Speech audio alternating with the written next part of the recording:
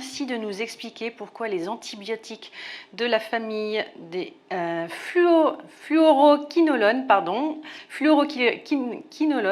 restent largement surprescrits malgré les nombreuses alertes concernant les effets indésirables, graves et permanents. Est-ce que Thomas, vous pouvez réagir? Alors,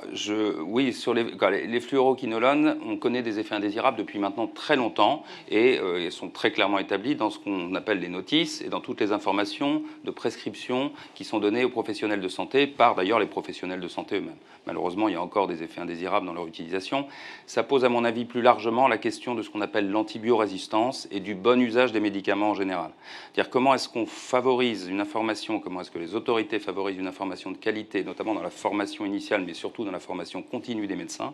de façon à éviter de prendre des traitements qui sont souvent anciens, les fluoroquinolones sont des médicaments très anciens, au risque parfois d'être en dehors du cadre de prescription stricto sensu. Et parfois, même quand vous êtes dans le cadre de prescription, vous avez de façon rare des effets indésirables qui surviennent. Donc voilà, il y a un sujet qui est du bon usage des médicaments en général et précisément des antibiotiques, parce que le risque, c'est que si vous prescrivez mal les antibiotiques, vous vous souvenez de la campagne les antibiotiques, c'est pas automatique, on l'a tous gardé en tête, ça fait près de 10 ans qu'elle existe, et au moins 10 ans, et du coup, c'est un message, et je veux dire qu'il faut renouveler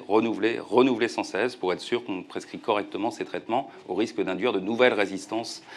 bactériennes.